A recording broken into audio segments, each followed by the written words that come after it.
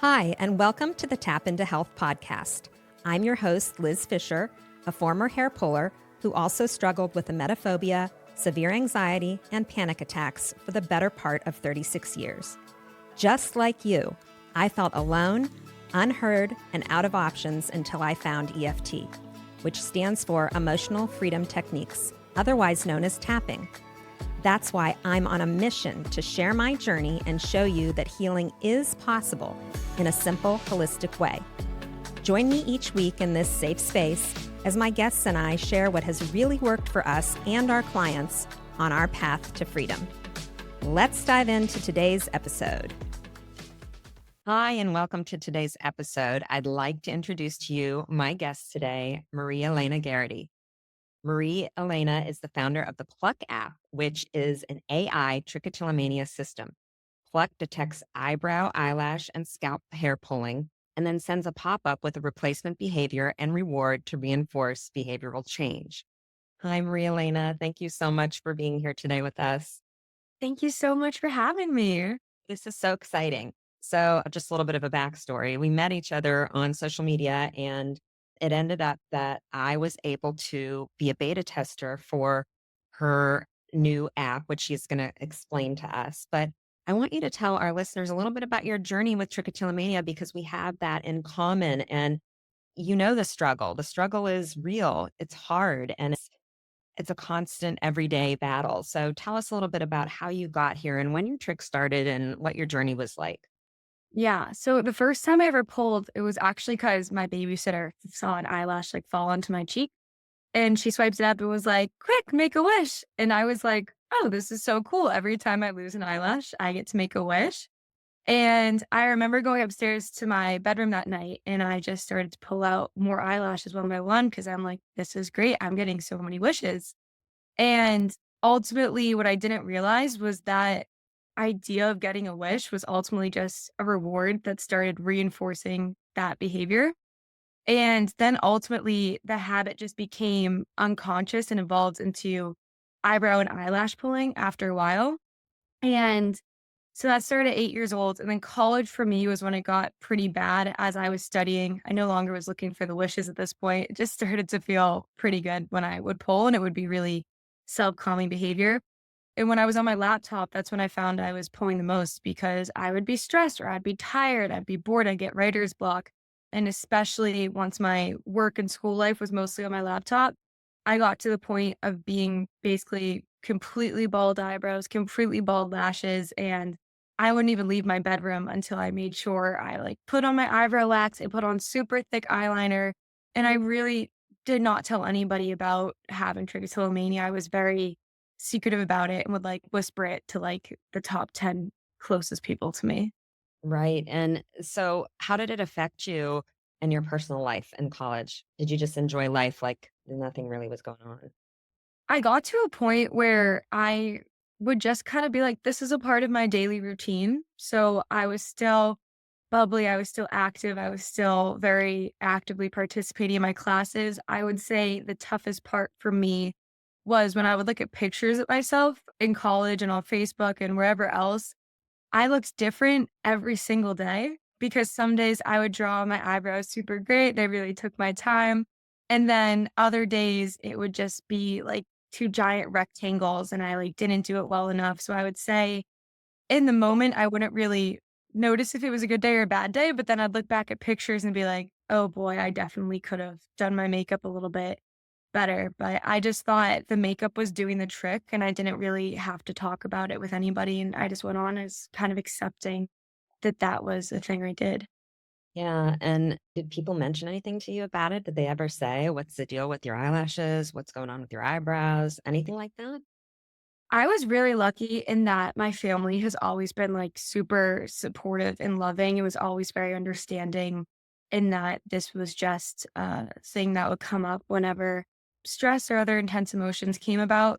So no one was really giving me that sort of negative reinforcement, which I'm very lucky. I know in talking to a lot of people dealing with trick that they'll get negative comments from other people. But yeah, I've been very lucky to be surrounded with a good support system. And when I would tell people about trick, I would always brace and be like, they're about to say something really negative or bad, I'd be like, I saw it all along. And it's like, it was all just stories I was telling myself. And everyone just responded with like, oh, I never noticed. Oh, how can I help? How can I support you? And so kind of built it out to be this like bigger thing in my head and telling people who ultimately just were trying to love and support me. Yeah. Mine started when I was 8 as well. And mine was I was stuck inside with chicken pox with all my siblings in the summertime. And we were outside watching everyone riding their bikes past the house. And this was like back in the 80s. I mean, when no one knew what this was, what trichotillomania was. And I just remember feeling that I was trapped and that I couldn't do anything about it. And I just remember being really upset and not knowing how to kind of get those emotions out. And then I was bored and I just started plucking up my eyelashes. And before I knew it, I remember going into our little bathroom in the downstairs, the house I grew up in, and like checking, like I'd pull a few and then I'd look and then I'd come back a few minutes later and then I'd look again and think, okay, it's not that bad. No one will notice. And then before I knew it, they were all gone. And this is like, it's shocking though to even see yourself without eyelashes. And I, for some reason, never did my eyebrows. I moved to my head hair after that, which was another disaster altogether. I remember starting the fourth grade and people being like, what happened to your eyelashes? What's wrong with you? And then I would make up stories. And then I'd feel horrible about making up stories that, oh, I had an allergic reaction and they all fell out. And I mean, there's like all kinds of traumas that are associated with this. And I'm so glad that you didn't have that. I mean, I did have a supportive family. I just think they didn't understand it. And they always would say, oh, you'll grow out of it. And they'd take me to dermatologist after dermatologist and they'd say, you have alopecia, this will grow back, whatever. And put me on anti-anxiety medicines that made me feel awful. And back then it was really rough to deal with it because really no one knew what it was. So tell me, and with your experience, when did you have enough? When were you fed up and you were like, I'm done. I'm doing something about this? Yeah. So it was my finals week of senior year at college. I went to Babson College. And as I was studying, I was on my laptop and my hand had been lifting and pulling all the regrowth that I was trying to get for graduation. I wanted to be able to walk across the stage and be able to like not have to wear makeup or not have to wear as much makeup. And I remember after that pulling spree, I looked in the mirror and like I just started spiraling and I had had pulling sprees in the past before, but, like, this one hit a little bit different because in my head, I was like, "Okay, I'm graduating college and I'm about to join, like, quote, unquote, "the workforce." And when I'm working in the field that I'm going into, I'm going to be working on my laptop 10 times more than I even am right now while I'm in college. And I was like, if I'm on my laptop and this is a place where I don't realize I'm pulling the most, is this just gonna be a cycle that keeps happening? Is this just the start of it getting worse and worse? And I remember just having to consciously look, and as I said before with the eyebrow makeup, I was like, I just accepted this was a part of my day. I just accepted this something that I did. And wearing makeup every day kind of took away from the urgency of like, this is something I actually need to put effort into really diving in deep to and learning my subconscious triggers and everything else that's going on. Um, that the urgency came from and my laptop's not going away, these triggers aren't going away, and so before I start this career, I want to do something to get ahead of this and actually start to acknowledge it instead of kinda just, like, push it away and suppress it and cover it up every day. Yeah. So, I mean, that's a huge realization, though, to realize, hey, I can help myself or I can figure out a way to help myself. Because when you have this behavior, it kind of controls you and you almost do it subconsciously. Most people do. And it's just an ingrained habit at that point. Like originally, you needed it for something. You thought you were making wishes, like you said, like, oh, there's all these wishes. And then I don't know what I thought. I just thought I was bored and here's what I'm doing. And then it became, I like the sensation and the feeling of that, and it relieves some sort of anxiety for me or uncomfortableness or whatever. And I don't know that most people know a way out. So, I mean, I found EFT. So that was after trying everything I could think of. It was my way out, and it worked for me. So what you're talking about with the Pluck app, it's a method that works. And I want you to explain the Pluck app and what it actually does. Yeah. So basically, the way that I sort of looked at trichotillomania was okay, this is a habit. And habits are broken into three parts it's a trigger, a response, and a reward. And a common way that people will treat trichotillomania is habit reversal therapy. And what that does is you see your trigger, you become aware of your triggers, and you have some sort of competing response that you do instead of pulling out your eyelashes. And then when you're able, or scalp hair or eyebrows, and when you're able to do that competing response, you get some sort of reward, whether it's social support, whether it's a really nice message. But as I started doing this research, I was like, I get it, but so many times pulling is so unconscious for me that I get lost at step one and I don't even have the awareness to do the competing response. And I've already pulled out the lash or eyebrow or scalp hair. And so what Pluck does is it detects when your hand goes to pull any of those regions. And when it detects that you pull, you immediately get a pop up on your screen and it interrupts what you're doing. And so you check off, okay, I'm aware that I'm currently pulling. The next is on your laptop, you hold down Q and P for 3 seconds, and that serves as a competing response to the urge. So, what you just did was you created a gap between the urge and the automatic response of pulling. You're able to lower your hand and sort of be able to take like a mindful breath of like, okay, what is really going on? And then after you complete the 3 seconds of holding down those two keys, you'll get a congratulatory message of nice work. And even just like seeing nice work helps to serve giving some dopamine to your brain and say, I want to reinforce this behavior. I want to do this again the next time when this competing response comes up. And so that was sort of like the science that we grounded Pluck in. And so, your background, how did you find people to help you develop this app? What did you study in college? Yeah. So I studied mainly entrepreneurship in college. Babson is known for entrepreneurship. And then being in that ecosystem, I actually am very close to a tech developer. And so I was able to team up with him and we were able to sort of work on this together. And I would do a lot of the prototyping and think of a lot of the features for Pluck. Part of that being we have polling statistics that will show you how many pop-ups you get at certain times of the day, week, or year. We have an AI accountability buddy that helps with smart goal setting. So you can set your goal in the morning about how many pops you want to get. And then I wrote a lot of ebooks and meditations on the app just to sort of help give more awareness and education about the condition. And so, in teaming up with this partner and being able to have this idea sort of be brought to life, that's what brought it to life. And then, as I joined a lot of online trichotillomania support groups, is when I also was able to meet other people with trichotillomania, talk about the condition, get their feedback. Like you mentioned, we met on social media and we had the beta testing rounds. And so social media has just been an amazing place where we were able to really connect with this community and see if this would help other people as well.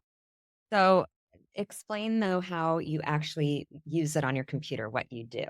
Yeah. So what it is, it's a Chrome extension. And so you have the Google Chrome browser and you install it onto your laptop. And what will happen is you click start tracking. So once you click start tracking, this will turn your webcam on. That means the AI is on and it's ready to detect if you go to pull. And then when you go to pull, you get the pop up and then you dismiss it with a competing response. And the number one question I get is like, wait, so does that mean the webcam is watching me 24/7? And the answer to that is no. So anytime you click start tracking, it turns the webcam on. But anytime you want it off, you just click stop tracking. That takes care of that. And then this is also a pre trained AI model. And pretty much what that means is that your image is never being like taken and stored up into a cloud. All webcam data is processed on your own laptop. It's not being used to make like the AI model better. Just trying to keep like privacy at the top of mind. I wanted to create something that I would also want to use too. And so that was definitely a way that we tried to make it private and accessible. So, I think that this is an amazing system. I've endorsed it, I've told my clients about it, and I think it's amazing that you discovered that this would help you and then you wanted to put it out there in the world. That's the reason that I started my business, changed careers from being a marketing, graphic design, web design person for 20 years to doing EFT because I felt like, hey, I found this thing that worked for me and I need to tell other people about it that are struggling. And I want to know because I'm looking at your beautiful brows, lashes, your beautiful. And for those of you that can't see Marie-Elena, she has all of her brows and lashes back. So tell us how long from start to finish that took you. Yeah. So one thing I did was when I started using Pluck, I got to use it obviously before the public as we're developing it and starting it. And so July 24th, I took my first sort of before photo. And I remember I was wearing this red t-shirt and I took off all my eyebrow makeup and I looked in the mirror and I was like, oh, I didn't know that it was this drastic. I didn't know how little there really was. And so what I committed to, even though it was hard, was I took a picture of myself every single week to start documenting my regrowth and see, like, I wanted to make sure whatever I put out into the world had the potential to help others and give other results. And I was like the first week to test that as on myself. And what was shocking was even after 1 week, the gaps were still there, but I could see in the picture, okay, the brows are a little bit longer. Like they're stretching a couple millimeters longer than they were the week before. And ultimately, in the first 32 days, I got to a point where they were still like thin, but they were there. And I had a hope like, oh, they actually are growing back in. And the time I really got to a point where I was like, wow, I don't need to put on makeup anymore. If I took that picture in July, October was about what it worked for me. It's different for everybody else. And then the photo I took on December 16th, which was about 6 months later, was the photo where it was like my I made it moment, where I was like, I feel like I look how I was like trying to get. And I was able to put on super thick mascara and I didn't have to touch my brows. And I think the best thing that came from this is being able to leave my bedroom, being around my family, my partner, and not having to worry about needing to put on makeup before seeing any of them. Yeah. So let's talk a little bit about, do you still use this daily? Oh, yeah. Yes. What happens when you leave your computer?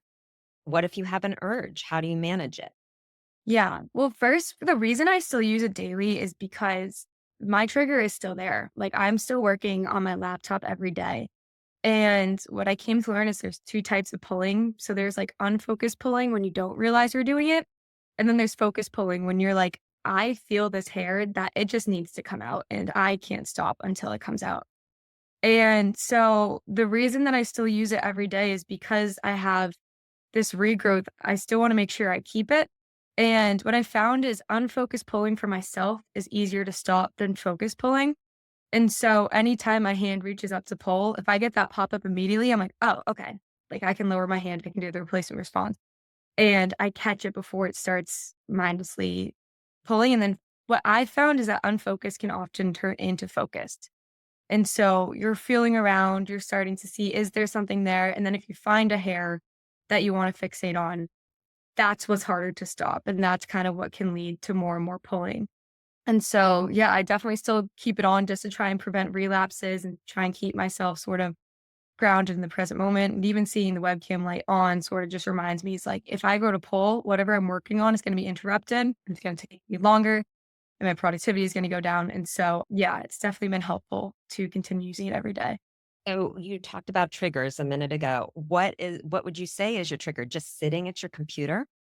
Yeah, what I learned was that in the habit breaking world, there's five types of triggers. There is your emotions, time of day, location, people, and preceding events. And as I thought about that and as I was learning more about it, I was like, one thing is that like my location is sitting at my desk on my laptop combined with the triggers of I'm having writer's block or I'm really stressed. Like they almost combine into a mixture that makes it a place where pulling happens more. And then you add another trigger on of time of day, which for myself is nighttime and I'm getting more tired and my willpower maybe going down a bit. The pulling starts to escalate more at that time too. And so I think your triggers can be sort of fluid, but as you learn more about them, one thing that's recommended in the trichotillomania mania world is stimulus control. And so as you start to learn more about your triggers, you find the triggers that you can avoid. So obviously, like working at your laptop, sometimes you can't avoid, but if you're scrolling your reels throughout the day and you're finding that when you're scrolling, you're starting to pull, that is a trigger that you can set a time limit on your phone and say, I'm only going to do this for 10 minutes, or I'm not going to do this at all. And just try and mitigate what you can mitigate, and then just be engaged and mindful and present when you know you're about to go into a situation that might cause some pulling. Yeah, I totally agree with all of that. And my other question was, tell us a little bit about how you support clients that use this program. Like the ultimate goal here is that you sign up, right, to be in one of your cohorts, and tell us how that works. Yeah. So right when you sign up, you get taken to what's called the Pluck onboarding masterclass. And basically, it's about 11 to 12 minutes long. And it's a video series that I walk a new user through all the ways to use Pluck, from how to even download a Chrome extension to how to click start tracking, activate the AI. You can adjust the AI sensitivity throughout the day, depending on the lighting in your room, to make sure it's detecting your behavior accurately. And then part of the series that it walks you through is joining our online community. And so in Pluck, we host an online community on Discord. And that's a place just to bring users together and be able to share, like, hey, here's my daily goals. This is what I'm aiming for today. This is what's working for me. This is what isn't working for me. With the goal that in sharing your goals with others, it'll make you more committed to sticking to it yourself. And then another thing that I found that I was excited to add was we do wellness check-ins. And so if you go 5 days without activating the AI, we have a system internally where we can notice that. And I'll just check in with quick email and be like, hey, I noticed that you haven't been tracking the past couple days. Is everything okay? Is there anything you need support with? And basically, the purpose of the wellness check in is to keep users engaged and motivated and continuing to heal, and know that there's also a cheerleader supporting them and wanting them to see results as well, and wanting them to stay on track to achieve their goals. I think that's so great. And I know that you're going to help so many people that are struggling because people want someone that's been there, done that, and gotten out the other side and, has a success story. And even if you can't stop altogether, at least you're aware. There are measures that are in place to help you to be more aware. So maybe you'll have, 3 days without pulling and you've never gone 3 days. And that's like a huge success. It's a journey, which Maria-Elena can tell you, from her journey too, as well. I mean, it's a journey to do this. And the addiction is the dopamine hit that you get every time that you pull a hair. It's a drug. Your body produces it, and you want more and more of it every single time you do it. It's horrible, but it's like an alcoholic. It's like smoking. This is a really hard habit to stop. And that's why I feel like everything that you have developed in your system is so, so helpful to be able to reinforce, to be able to give a reward.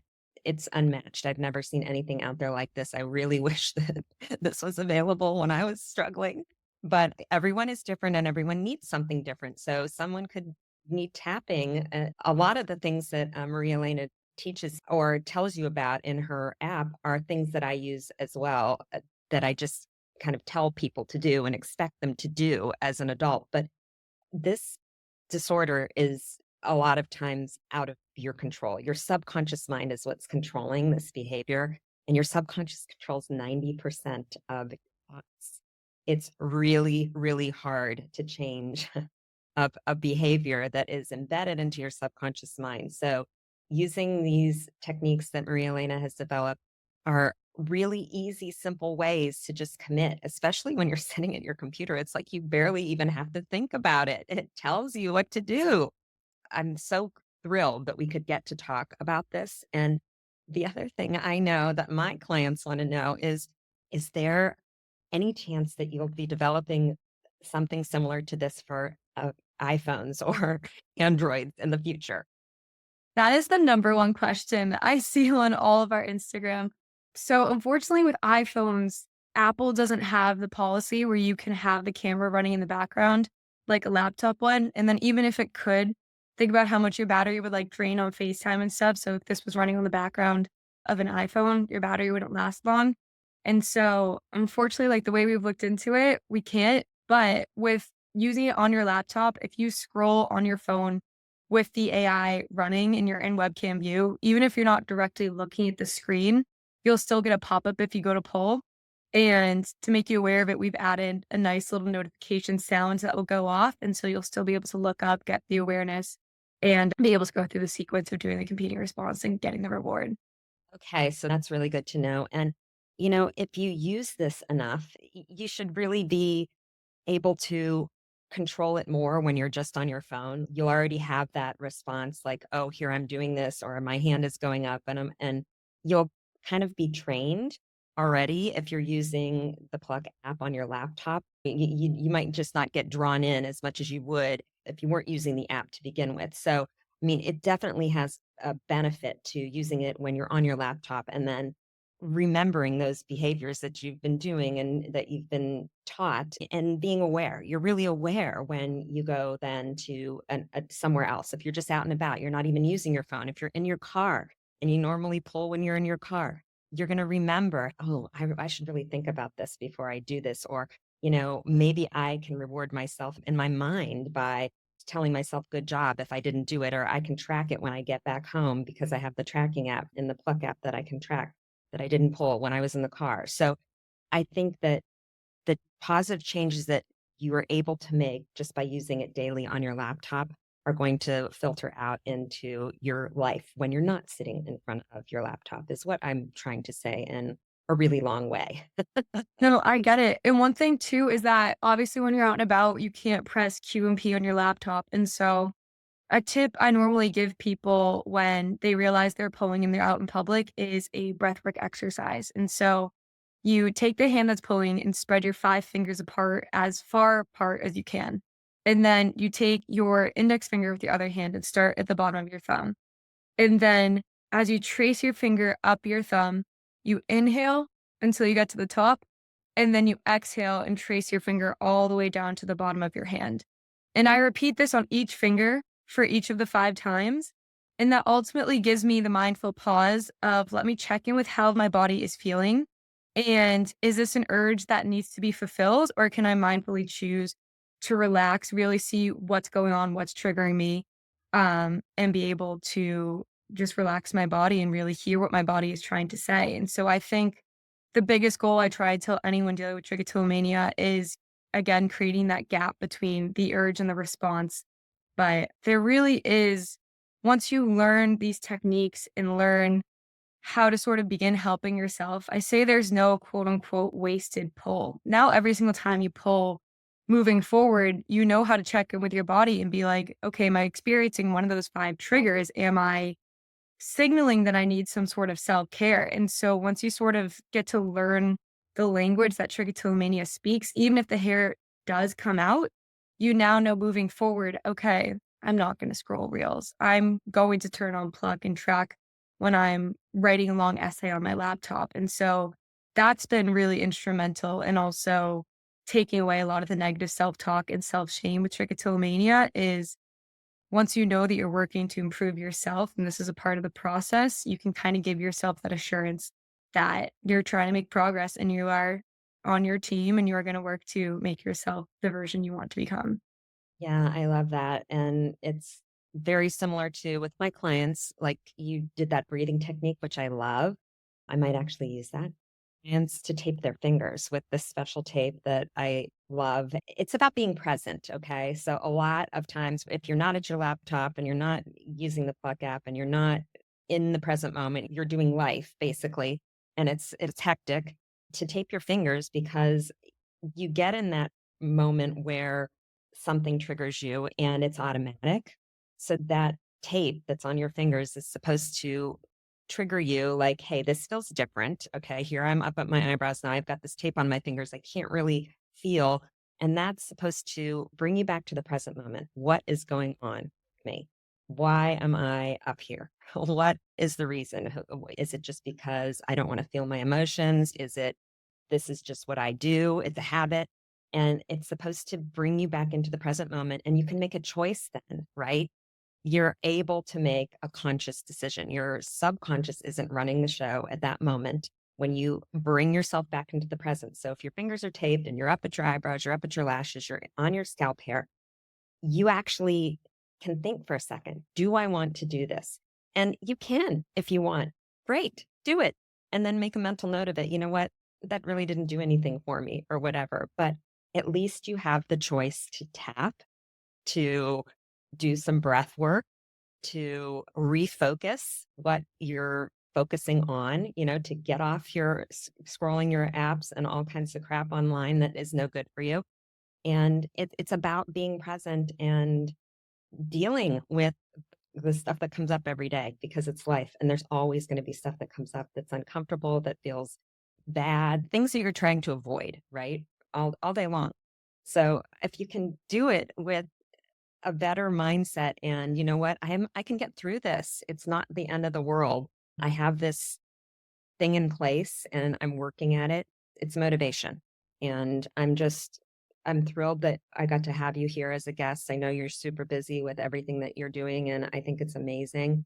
And before we end, I want to know for any skeptics out there that have tried everything for trick, because, I was that person too. And this might not be your thing. Tapping might not be your thing. The pluck app might not be your thing. But what can you tell someone that is struggling really with trick? What should they do? Yeah. One thing that I definitely had to do in the beginning is detach your identity from having trichotillomania. And so one thing I try to always say is, this is something I'm dealing with, or this is something I experience when I'm feeling this way in this certain triggers. Because when you say I have trichotillomania, it gives this level of permanence and incurability to the condition when there's no research out there that says that trichotillomania is an incurable condition. And so the only way that you're going to want to keep trying new things, new strategies, something you've never heard before, is if on some level you have hope that it can work for you. And so I would just say, keep having hope, keep working to find new resources. If something doesn't work for you, something else will. And trichotillomania is a habit. And there's a myth out there that it takes 21 days to break a habit. Researcher Wendy Wood says it takes anywhere from 16 days to 254 days to break a habit. And so even if you're working to retrain trichotillomania and you have a pulling spree, that's just a setback. You could be on day 100 of 254 days of trying to break this or change this. And so just don't give up hope on yourself and stay consistent. Even if you have a pulling spree, the next day is a brand new day. And yeah, just keep trying.